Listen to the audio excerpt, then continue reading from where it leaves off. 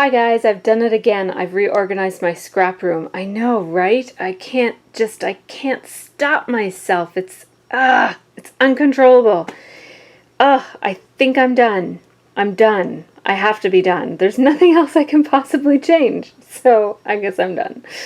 Anyhow, I had a couple of requests from people in my Facebook group who are interested in how I set up my Raskog. So I'm going to show that today, which is right there. So the overall layout of my room has not changed. I'm not going to do a whole scrap room tour. I have moved quite a few things around, but I will save those to show you the next time I do my regularly scheduled scrap room tour, which is usually about every 6 months or so, usually falls in December and again in January. Or no, January and June or July-ish. That's usually how it goes. So I'm not going to show all of this. If you're interested in seeing, if this is the first time that you're seeing my scrap room and you'd like to see more of it, I have a whole playlist filled with videos of the evolution of my room over the years, so check that out if you're interested in it. So today I'm going to talk about the Raskog, and then tomorrow, or whenever the next video comes up, I'm going to talk about my sorted paper. Yes, I sorted my paper. Look at that. It's all pretty and organized. And I was really pleased with the way that I was storing my paper, but it just needed a good sorting. And I did update, I perfected, I'm going to say, the way that I store my paper. And I have these, I'm going to do this in a whole separate video, but just to kind of entice you to watch. I have these little homemade folders that, of course I pulled out one that isn't. So I have these little homemade folders where when I pull on the tab, the whole collection comes out, and any scraps or anything that's in there, and I will show you how I made these in my next video. So keep an eye out for that, or my next scrap room video, if not the next video on my channel. So check out that if you're interested, but right now I'm going to focus on this beauty, which is, it's an alphabet beauty. It's my beloved Raskog, which I didn't think I would be getting a Raskog because we don't have an IKEA, and I heard that they were going to be discontinuing them. We have an IKEA coming, and the land is cleared, and I hear that they've even broken ground, but it won't be ready for another year. So I'm going to put you in my tripod so that I can show you how I have this set up. So I'll be right back. Alright, so this is the beauty, and it rolls out. I decided to put it right here beside this also is on wheels, although I never move it, so it doesn't wheel all that well.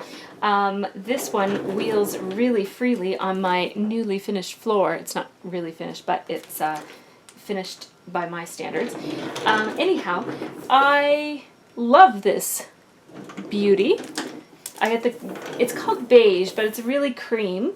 And I love that it rolls out because I'm going to be pulling it and moving it over beside me when I scrapbook, and I'll just show you what that looks like. I'm going to be putting it right beside my chair there.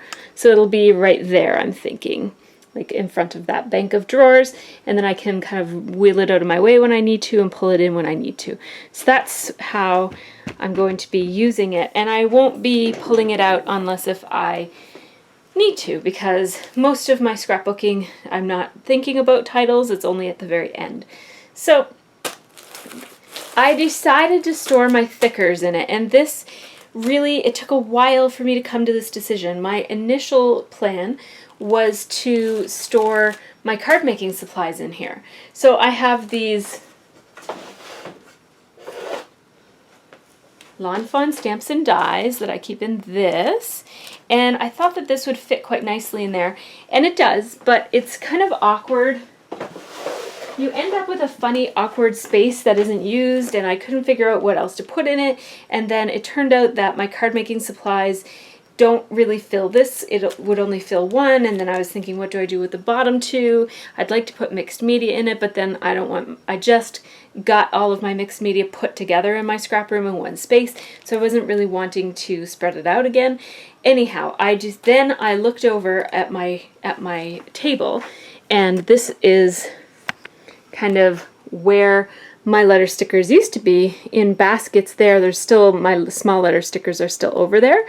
But they were all lined up there, and I thought, wouldn't it be nice if I could get those off of my desk? It turns out I replaced them with something else, but even the things that I replaced them with is quite a bit smaller, and they're temporary, so they won't be there forever.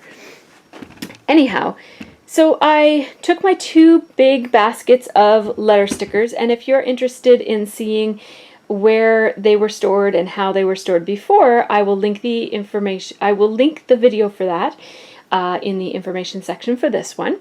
But I basically took them all out and I laid them on their sides. So at first, I was trying to figure out a thing that I could put in here, like a tray or something, so that I could stand them up like this, which is how I'm used to flipping through them like this. They were in a basket before.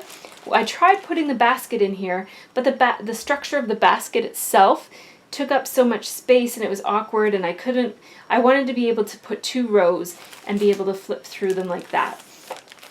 But I just couldn't figure out a way to do that. I couldn't find a storage vessel that will hold them up, and then they seemed like they would be too floppy and like falling forward, and then I'd have to support them somehow, and it was kind of getting to be too complicated. So then I just on a whim thought, well, maybe I can store them sideways. So I actually really love them sideways. I think I love them better sideways than upright. And here's why. When I was storing them like this, and I needed to, is that showing? Okay, I'm gonna just turn you. All right, so when I flip through it, at first glance, all I'm seeing are the labels, which, I mean, I don't know what, fabric chipboard letter stickers are. Like, I want to look at the actual letter stickers. I don't want to look at the labels for them when I'm trying to pick a letter. So this way actually makes quite a bit more sense, because I can just flip through and my brain knows what these are because I've seen them so much. I just have to get a glance at them and I know, like, all I have to see is this and this right here, this little edge, and I know exactly which letter stickers these are. They're these ones. They're called Maple, which they're one of my favorites, and I've used them a lot. So, and then it will also help me, see new ones that I'm like, oh, wait a minute, what are those? Oh, I forgot all about those. So I think that this is a really good way. I think it's going to work for me. I kept my dividers that I made for when they were standing up this way. And I just made these with a Stampin' Up! Rounded tab die, and I just stapled it. I always staple those on. I don't just glue them because they are more sturdy when you staple them. I thought about adding tabbed dividers for the top here, which becomes more relevant on the second row, which I'll show you in a second, because here there's just like white and then black and gray are here. So I don't really need a divider for the top, but I thought about adding dividers for at least the second level. But it turns out I've used them a couple of times and I kind of like it the way that it is. So I'm just going to lower you so that you can see the bottom level. So now for the bottom, I have it organized in the color scheme that in the colors that I already had them organized in. So my browns are here. This next section is my reds. You see that tab right there for my reds. And so, the bottom level is a little bit tighter. I have to really kind of like push and dig to get at them. But all I need to see is just that little edge, and I know which ones they are. So even though they're quite tight, I think it's going to work okay.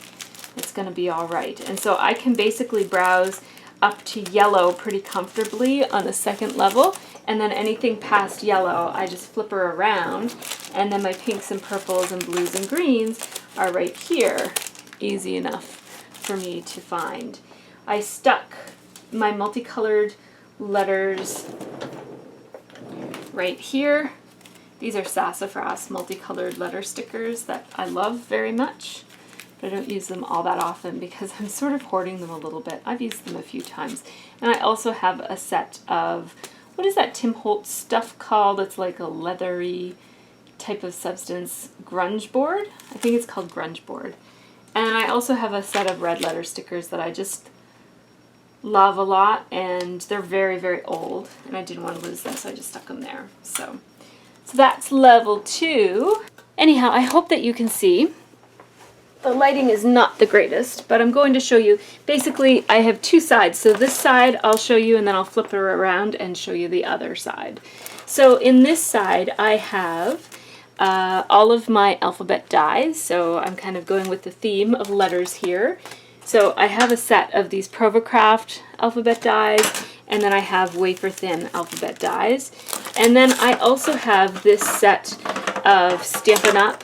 Letter dies. They make these letters, and they come in their own little case, which, you know, makes them easy to store. They don't fill the whole case. So there's like room under here for you to put other dies if you wanted to, but they're this kind of, I think they're called thinlets.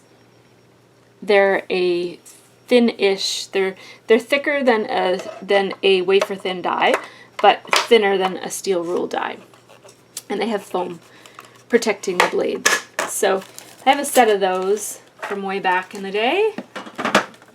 And then what I did was I made this little sheet of samples of all of my letter dies so that I can, you know what they look like and what size they are before I commit to cutting them.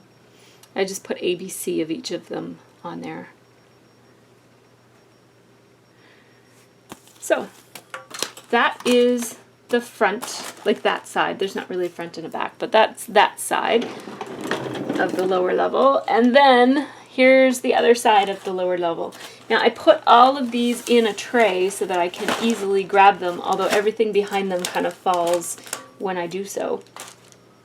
But this is just a tray. It's a white fabric tray that was supposed to slide in and out of one of the Recollections cubes that I have, but I don't use it for that. So I've had them in my back room for a while, and I'm happy to finally get to use one of them. This is where I keep all of my little packages of non-sticker alphabets. So I have a bunch of these Jilly Bean. These are one of my very favorite letters in the history of letters. So much that I bought another package of them, or I think somebody sent me another package of them actually, because I went on and on and on about them so much. These are another one of my favorites. This is Switchboard from Pink Paisley from a couple years ago. I have these Heidi Swapp ones. I've just got a whole selection of them. And then my tile letters, I just put elastics around them to keep them together, and they're in alphabetical order so that I can find the letter that I'm looking for more easily. And I love, love, love these. I was hoarding these, and I actually gave away some of them because I had too many packages of them, but now I just have one. And look, it's not even open. Why was I hoarding those? Anyhow, so that goes there. And then these slide right into here. So my Raskog has become my alphabet center, and I'm very pleased with it, and so far it's really working well. So I thought I would show you guys what I'm doing with the space where my alphabets used to be. So my letter stickers used to be right here in this corner, and I do still have one basket of my small letter stickers are still right here. I have sorted them out a little bit, and not too much. I tend to, I don't know, with small alphabet letter stickers, I tend to not want them sorted by color or size or anything. The only thing is that it might make sense for me to sort would be the tile letter stickers separate from the shaped alpha letter stickers, because I do usually know whether I'm looking for a tile or a shape, and it's usually a tile. But then I actually sometimes like to be thinking, oh, I'll probably pick like a gray letter sticker, and then I'll see this and I'll be like, oh, but that's a lovely shade, and then I'll pick. I find that sometimes I can be more, I don't know if I want to say creative, or just do something more unexpected for myself when they're unsorted. So I like to leave them unsorted for now. Maybe that's just an excuse for laziness. I'm not sure, but I don't sort them. Then beside it, I have these little trays that people sometimes hang off of their Raskogs. Look at me, I'm spinning everything today. So I have these little trays. They're wire baskets, and they have this little base in them, like a little metal. Can you see that by where my pinky finger is? Yeah. So a little metal base so that things don't fall down out of the, like from the holes in it. And the little clip, it comes with a piece of metal that goes up and like this, and then it hangs on something. And you can actually take that off quite easily and still use it, like it doesn't ruin it. I could put it back on if I changed my mind about this. So I bought 3 of them to go on my Raskog, thinking I wanted to accessorize my Raskog. But it turns out I love it just the way it is, and I don't like the look of things dangling off of mine. And so I decided to not use it on my Raskog. Instead, I'm using these as little trays to hold my new scrapbooking stuff. So this is, I've always wanted to have a place in my scrap room where I can just keep new things that I don't want to put in my stash yet. And I do keep my kits in this thing right here that you can just see the edge of. Let me pan over for you. Sorry, I'm not used to using a tripod in this way. So I do have that, which I can keep my kits in. I'm not subscribing to any kits at this point, so right now there's nothing in there. But I've always wanted a place when you come home from the store and you've got some stuff and you know, you put it in a little basket someplace so that you can kind of remember it and think about it before you go ahead and put it in with your supplies. So that's what this is, and you can see that I'm actually using all 3 of them at this moment. I'm using all 3 of them to store. These are my Take Me Away embellishments from the Paige Evans collection that I got. I put the paper away already, but I just have the embellishments here. Take Me Away, which I got from Paper Issues. And I have all of my Dear Lizzie embellishments in this one. And I have all of my Cute Girl embellishments in this one. And once I make 3 or 4 layouts with those collections, maybe 2 or 3, these things will go into my stash and be put, like the stickers will go with the stickers, and the other things will go with the other things, like wherever they belong. So that's just kind of temporary. That's not always going to be there or look like that. So that is my Raskog. I'm going to talk about my paper next, but I'm going to make a separate video. So if you're interested in my new paper storage solution, make sure that you check out my channel. Take care and have a great scrappy week. So before I let you go, I'll just show you the other thing that I got at IKEA for the Raskog. Was I got these little white bins that can also hang off the edge of a Raskog. As I mentioned, I don't like that look. So I decided to put them right here, and this one stores t-shirt scraps that I use for t-shirts. Tend to not be as linty as some other cloths, so I like to rip up my t-shirts and put them in my scrap room for cleaning up stamps and whatnot and mixed media projects. So one of them goes there, and I can actually hang it off of my Stampin' Up! Caddy because you can't access the inks from that side anyways, so I'm not interfering with the use or even the vision of my stamps at all by hanging it off of there. And just to be symmetrical, I hung another one, and this is where I keep my freakish looking stamp chamois from Lawn Fawn. It's kind of freaky looking when it's dry like that, but it goes back to its soft, pliable self when it gets wet. I love that thing. So that is the other purchase that I made. I did buy 3 of them, and so you'll see there's another one over there on my other wheelie cart over there. And that wheelie cart is really just it's kind of like staging stuff. So I've got some cards that are halfway made that need to be put together that are in there, and then lots of trays and stuff for me to use. I keep extra adhesive in there, and just bins and trays and even cleaning supplies and stuff that I don't need right this second are all on that little wheelie cart. And that's another new addition to my room for now. So now I'm really done. So thanks for watching and have a great scrappy week.